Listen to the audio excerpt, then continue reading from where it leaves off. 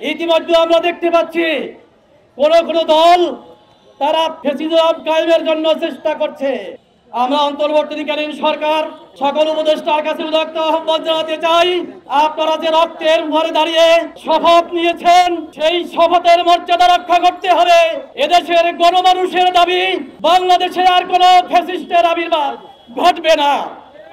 এদেশের গণমানুষের দাবি বাংলাদেশ থেকে সকল ধরনের অত্যাচার জুলুমের অবসান ঘটবে। আগামী ফেব্রুয়ারিতে যে নির্বাচনের কথা আমরা শুনছি, সেই নির্বাচনের আগে আর দল যে আন্দোলন করছে সেই 5 দফা দাবি পূরণ করতে হবে।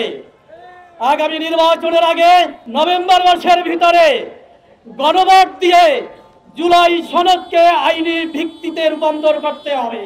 না হলে যারা শাহাদত বরণ করেছেন তাদের পিতৃ অমর্যাদা হবে, তাদের ত্যাগ কুরবানি ব্যর্থতায় পর্যবসিত হবে। এদেশের গণমানুষের সাথে যা হবে প্রতারণা। এদেশের সকল রাজনৈতিক দল, বিশেষ করে 8 দল যে 5 দফার দাবি তুলে ধরেছে, সেই 5 দফার সাথে সকল রাজনৈতিক দলকে ঐক্যবদ্ধ হওয়ার আমরা উদাত্ত আহ্বান জানাচ্ছি। আসুন আমরা সকলে মিলে ভেদাভেদ ভুলে একটি গণতান্ত্রিক পরিবেশ সৃষ্টি করি। নির্বাচনের জন্য লেভেল প্লেইং ফিল্ড তৈরি করতে হবে।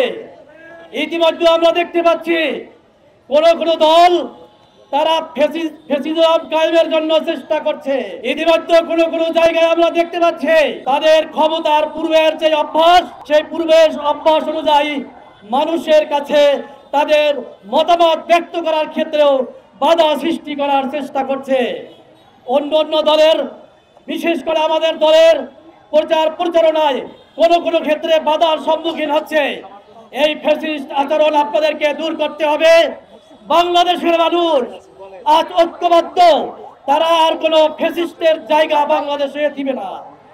বাংলাদেশ আগামী দিনের বাংলাদেশ ইসলামিক দলের নেতৃত্বে, বাংলাদেশ দেশপ্রেমিক দলের নেতৃত্বে একটি সুন্দর বাংলাদেশ প্রতিষ্ঠিত হবে।